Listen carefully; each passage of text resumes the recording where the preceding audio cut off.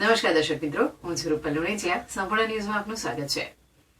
પાલનપુર માળી સમાજ દ્વારા સમાજ સુધારક અને શિક્ષણ પ્રણેતા મહાત્મા જ્યોતિરાવ ફૂલે તથા દેશની પ્રથમ મહિલા શિક્ષિકા સાવિત્રીબાઈ ફૂલેને દેશના સર્વોચ્ચ નાગરિક સન્માન ભારત રત્ન આપવાની માંગ ઉઠાવવામાં આવી છે. સમાજમાં આગેવાનોનું માનવું છે કે જ્યોતિરાવ અને સાવિત્રીબાઈ ફૂલે સમાજમાં સમાનતા, સ્ત્રી શિક્ષણ અને અસ્પૃશ્યતા નિવારણ માટે અદ્વિતીય યોગદાન આપ્યું હતું. જ્યોતિરાવ ફૂલે શોષિત અને પીડિત વર્ગોના હકો માટે જીવનભર સંઘર્ષ કર્યો હતો, જ્યારે સાવિત્રીબાઈ ફૂલે સ્ત્રીઓ માટે શિક્ષણના દ્વાર ખુલ્લા કર્યા હતા. તેમના પ્રયત્નોથી સમાજમાં જાગૃતિ અને પ્રગતિનો નવો યુગ શરૂ થયો હતો.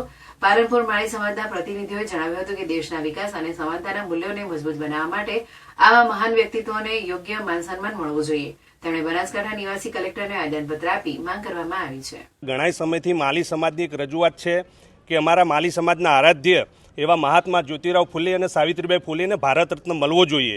અમે ઘણીવાર રજૂઆતો કરી છે, પરંતુ હજી સુધી સરકાર તેના ઉપર કંઈ નિર્ણય લઈ શકી નથી.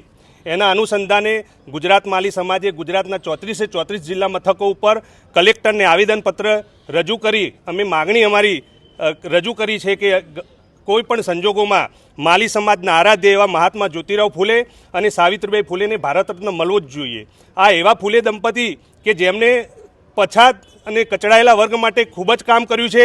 મહિલાઓને જ્યારે માન સન્માન નહોતું મળતું ત્યારે એમને શિક્ષણમાં પણ ઘરની બહાર જ્યારે નીકળવા માટે નહોતું મળતું ત્યારે સાવિત્રીબાઈ ફૂલે એમને મહિલાઓને શિક્ષિત બનાવ્યા અને 17 જેટલી સ્કૂલો મહિલાઓ માટે ખોલી. આવા જ્યારે કાર્યો કર્યા હોય ત્યારે માળી સમાજની એક પ્રબળ અમારી માગણી છે કે આ ફૂલે દંપતીને કોઈ પણ સંજોગોમાં ભારત રત્ન મળવો જ જોઈએ.